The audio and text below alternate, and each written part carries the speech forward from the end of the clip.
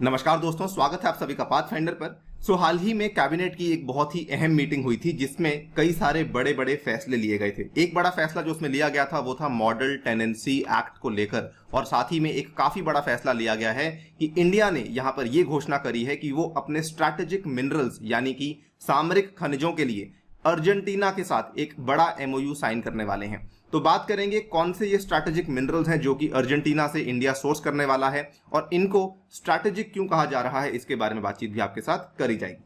चलिए स्टार्ट करते हैं मेरे साथ। मेरा नाम है अनिरुद्ध। यदि आप लोग इस लेक्चर की पीडीएफ को डाउनलोड करना चाहते हैं तो यहां पर दिए गए टेलीग्राम चैनल से कर सकते हैं। इसके अलावा आप लोग सोशल मीडिया पर जुड़ सकते हैं मेरे साथ इस पर्टिकुलर हैंडल के माध्यम से। शुरू करने से पहले एक बड़ी अनाउंसमेंट दोस्तों, इंडियन ज्योग्राफी का बैच कोर्स शुरू हो चुका है। यदि आप लोग अभी भी सोच रहे हैं तो इसको ज्वाइन कर सकते हैं, बिकॉज अभी केवल 2 ही क्लासेस हुई हैं और अभी भी आप लोग इस कोर्स को ज्वाइन करके अपने इंडियन ज्योग्राफी कॉन्सेप्ट्स को और मजबूत कर सकते हैं। ध्यान रखिए, इस कोर्स में ज्वाइन करने के लिए आपको कोड यूज करना है ANIUPSC, और इसमें अगर आप लोग अनअकैडमी की सब्सक्रिप्शन परचेज करते हैं तो आपको इंडिया के द्वारा जो टॉप एजुकेटर्स हैं, उसके बाद जो दिल्ली की टॉप फैकल्टी है, उसके बाद जो आपके एक्स ब्यूरोक्रेट्स हैं, वो सारे के सारे आपके साथ रहने वाले हैं आपकी यूपीएससी सीएससी की जर्नी में। इतना ही नहीं, अगर आप लोग इस सब्सक्रिप्शन को परचेज करते हैं तो इसका जो प्राइस आता है वो एक साल का प्राइस लगभग पड़ जाता है 44,550 रुपीज, अगर आप लोग मेरा यूनिक रेफरल कोड यूज करते हैं। और अगर आप लोग 2 साल के लिए जाते हैं तो प्राइस पड़ता है 64,800 रुपीज। ऑल्सो यहाँ पर आइकॉनिक कोर्स भी अनअकैडमी आपके लिए लेकर आया है, जिसमें कि आपको पर्सनल मेंटर आपके साथ रहता है आपकी तैयारी में,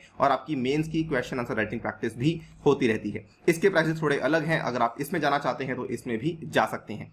ऑल्सो कई सारे बड़े ऑफर्स फिलहाल चल रहे हैं, जिसमें कि जीएस और ऑप्शनल अगर आप कंबाइन करते हैं तो आपको 25% का डिस्काउंट मिल जाएगा। एंड इसमें आपको कोई भी अगर डाउट है तो आप मेरे टेलीग्राम चैनल पे जाइए, मुझसे वहां पे संपर्क कर सकते हैं and I will guide you through the entire process. वहां पर मेरी जीमेल की डिटेल्स आपको दी जा चुकी हैं।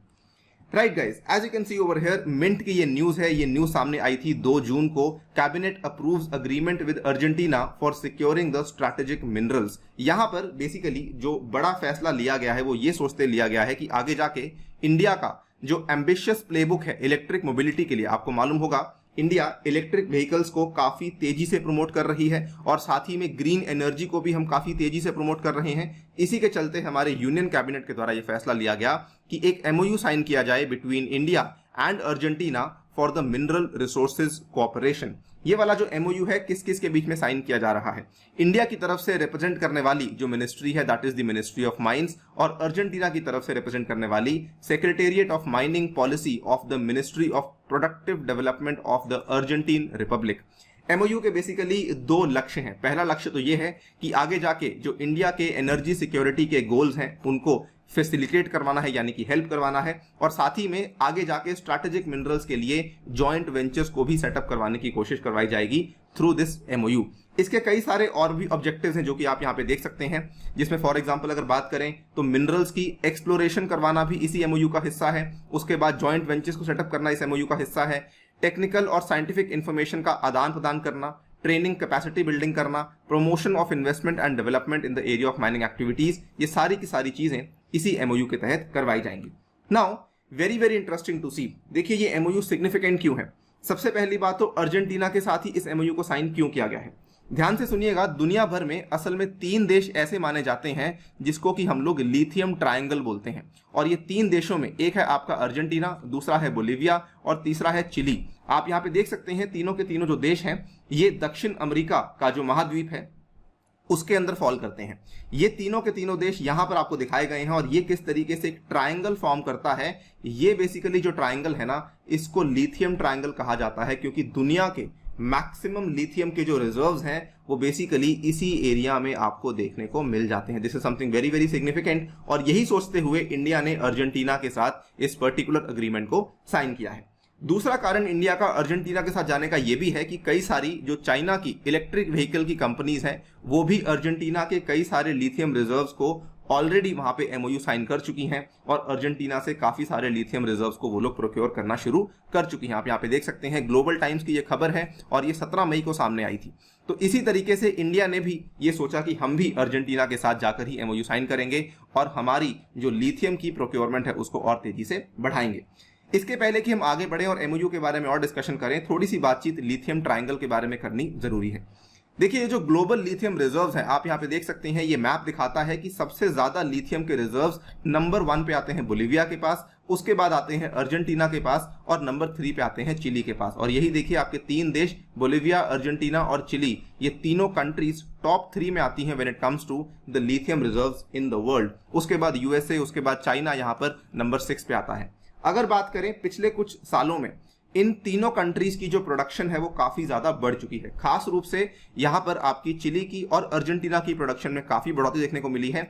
बोलिविया में due to various political reasons उतनी तेजी से डेवलपमेंट नहीं हो पाई है, लेकिन हाँ, चिली और अर्जेंटीना की डेवलपमेंट आप यहाँ पे देख सकते हैं कि एक टाइम पे चिली यहाँ पर था, आज चिली जो है वो यहाँ को भी पीक अपनी अटेन कर चुका है और फिलहाल चिली इतनी प्रोडक्शन कर रहा है। Same goes for Argentina also, जो कि एक टाइम पे केवल 2 मेट्रिक टन 2000 मेट्रिक टन को बना रहा था, आज वो लगभग 4.5 मेट्रिक टन 4,500 मेट्रिक टन की प्रोडक्शन लिथियम की कर रहा है।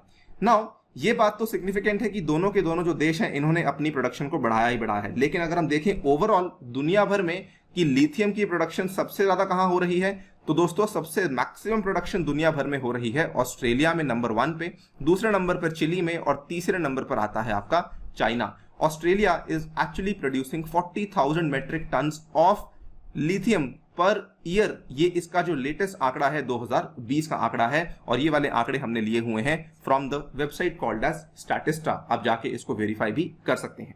Now coming back to the topic कि असल में इंडिया और चाइना यहां पर इस रेस में क्यों लगे हुए हैं। देखिए, आपने कई बार देखा होगा लिथियम को कहा जा रहा है कि ये नया गोल्ड है, नया फ्यूल है, ये फॉसिल फ्यूल्स को ऑब्सोलीट कर देगा, ये आने वाला नया हमारा सबसे इंपॉर्टेंट ईंधन है जो कि आने वाली पूरी की पूरी इकोनॉमी को चलाने वाला है। इसी के चलते ये माना जा रहा है कि इंडिया और चाइना बेसिकली एक जियोपॉलिटिकल रेस में लग चुके हैं in order to procure the world's next generation natural resources which includes lithium as well.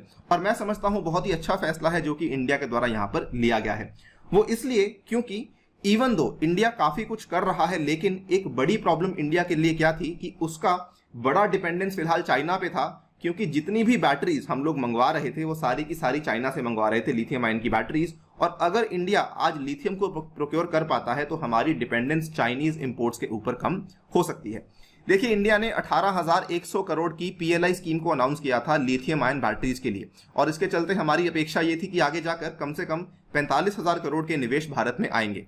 लेकिन प्रॉब्लम वही है कि ये निवेश तो आएगा, लेकिन फिर भी हमें जो बैटरीज है वो चाइना से मंगवानी पड़ेंगी। लेकिन अब जो हमने ये एमओयू साइन कर लिया है, इसके बाद लिथियम आयन के लिए जॉइंट वेंचर सेटअप किए जाएंगे भारत में, वहां पे लिथियम की बेनिफिशिएशन होगी, उसके बाद लिथियम आयन बैटरीज भारत में ही उत्पादन उनका किया जाएगा, जिसके चलते हमारी पीएलआई स्कीम और भी बेहतर तरीके से काम यहां पर कर पाएगी। And now, if we see, this is something which India is doing not only in the case of lithium, हमने ऑयल के लिए भी सेम चीज किया है। आपने देखा होगा भारत ने कई सारे स्ट्रैटेजिक पेट्रोलियम रिजर्व्स बनाए हैं। सिमिलरली भारत बेसिकली अपनी स्ट्रैटेजिक सप्लाईज को सिक्योर करना चाहती है, और इसीलिए वो ये नहीं चाहती कि कल को जाके भारत किसी भी ऐसी वल्नरेबल पोजीशन में पड़ जाए कि हमें ऐसे क्रिटिकल रिसोर्सेज के लिए किसी और कंट्री के ऊपर रिलाई करना पड़े। That is why we have taken this step and we have signed this very very important MOU with the South American country of Argentina.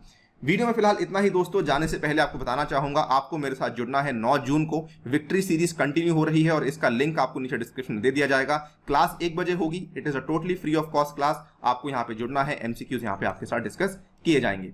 Also Unacademy की सिविल सर्विसेज चैंपियनशिप का test होने वाला है 13 जून को। इसमें भी आपको आके हिस्सा लेना है, और जो टॉप रैंकर्स होंगे उनके लिए कई सारे अवार्ड्स अनअकैडमी लेकर आया है। ऑब्वियसली कॉम्बैट जो है आपका चल ही रहा है, ये आपका हर संडे होता है, और इसमें भी आप लोग हिस्सा ले सकते हैं using my special referral code अनि UPSC. And Pathfinder test series के नए लिंक्स आ चुके हैं 1 जून को, ये भी शुरू हो चुकी है। This is a free test series, जाके आप अपने आपको टेस्ट कर सकते हैं और एनालाइज कर सकते हैं अगेन यूजिंग दिस कोड अनि UPSC. With that note, I take your leave. Thank you for listening. Stay tuned and stay safe.